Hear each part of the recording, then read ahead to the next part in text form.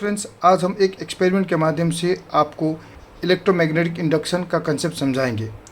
यहाँ हमारे पास एक इनामेल्ड कॉपर वायर का एक कॉइल है, एक मैग्नेट है, बार मैग्नेट, और एक गैल्वेनोमीटर है। गैल्वेनोमीटर ये एक ऐसा डिवाइस है जिसे स्मॉल अमाउंट ऑफ करंट को डिटेक्ट किया जाता है। तो हम अभी यहाँ बिना किसी बैटरी के एक करंट जनरेट करेंगे जिसे हम डिटेक्ट करेंगे गैल्वेनोमीटर के माध्यम से।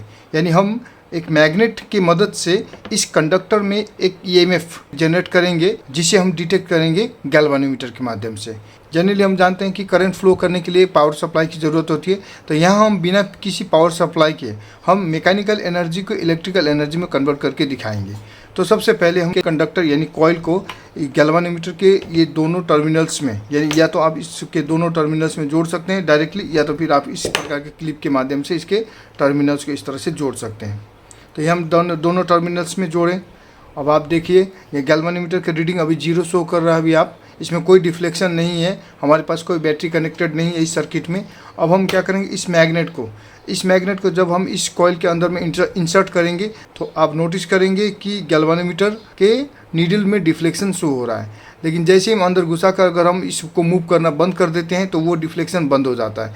फिर हम इसको मूव करना शुरू करते हैं तो ये डिफ्लेक्शन शो करता है। या फिर हम अगर मैग्नेट को फिक्स रख के अगर हम कॉइल को मूव करते हैं तो भी डिफ्लेक्शन शो करता है इस प्रकार से। लेकिन दोनों में से अगर दोनों को ही हम स्टेशनरी कर देते हैं तो ये डिफ्लेक्शन बंद हो जाता है।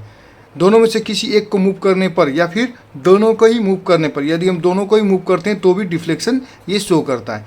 इसका मतलब यह है कि जब भी कंडक्टर और उसके आसपास के मैग्नेटिक फील्ड में रिलेटिव मोशन होता है तो उस कंडक्टर में एक ईएमएफ इंड्यूस्ड होता है।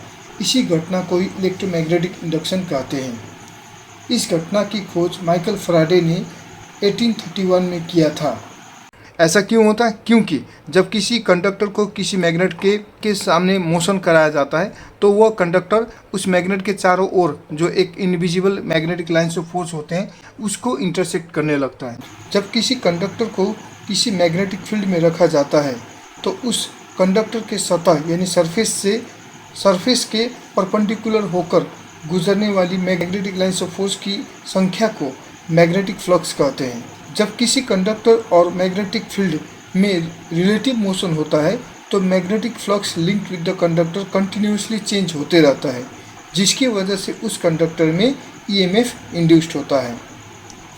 तो डियर फ्रेंड्स एंड स्टूडेंट्स, अगर आपको यह वीडियो पसंद आया हो तो इसे लाइक करें, शेयर करें और हमारे चैनल एरुडाइट एकेडमिक हब को सब्सक्राइब करें। यदि आपके कोई सवाल हैं तो आप कमेंट बॉक्स में पूछ सकते हैं। अगली बार फिर मिलते हैं एक नए और रोचक विषय के साथ।